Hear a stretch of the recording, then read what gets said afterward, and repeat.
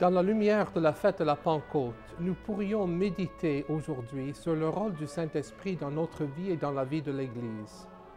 Le Saint-Esprit rend l'expérience chrétienne vraiment catholique et universelle, ouverte à toute l'expérience humaine, pleine de l'amour de Dieu. Tout le Nouveau Testament peut se comprendre précisément comme l'émergence de la notion de catholique et d'universel dans la vie chrétienne. La chrétienté, s'il n'avait pas évolué du particulier et du petit, aurait été seulement une petite modification de l'expérience juive, un sous-ensemble d'une piété juive qui misait dans la restauration du royaume original d'Israël et de Jérusalem. Les deux premières générations de chrétiens ont découvert que la chrétienté ne peut pas être juste cela.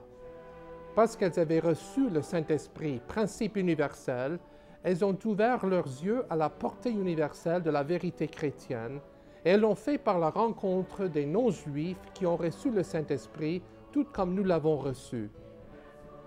Être catholique, c'est être universel et ouvert au monde, c'est-à-dire non seulement au Canada, en Amérique du Nord, à une seule partie du monde qui nous est familière ou à un secteur de la société, mais c'est être ouvert à toute personne, à tout pays.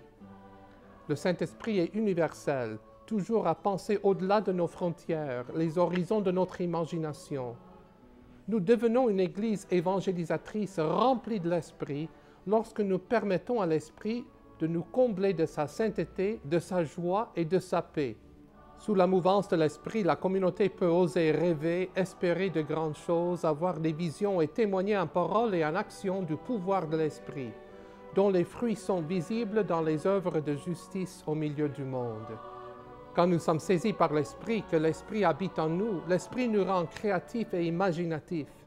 Cette imagination est la faculté à construire un avenir réaliste mais plus puissant. Un peuple proche de la mort est un peuple qui a cessé de rêver et d'imaginer. Nous ne sommes pas les évangélisateurs principaux. C'est l'Esprit Saint qui est le plus grand évangélisateur. Il a besoin d'instruments transparents qui se sont vidés de leur propre programmation et se sont ouverts à l'œuvre de Dieu.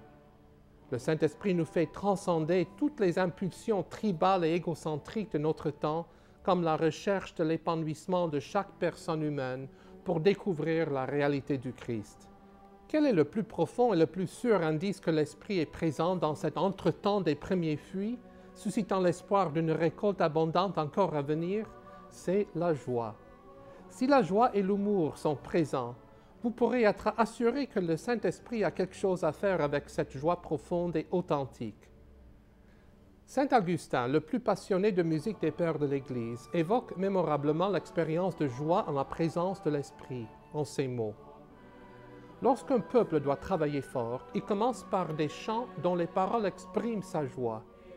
Mais quand la joie déborde, les paroles ne suffisent plus, alors il se laisse aller au pur son des chants. Quelle est cette jubilation? Quel est ce chant triomphant? C'est la mélodie qui signifie que nos cœurs éclatent avec des sentiments indicibles. Et à qui, au juste, appartient cette jubilation? Vraiment, c'est à Dieu qui est inexprimable. Si les mots ne viennent pas, mais ne se taisent pas, que pouvez-vous faire d'autre que de laisser la mélodie prendre son essor? C'est le chant de l'Esprit Saint.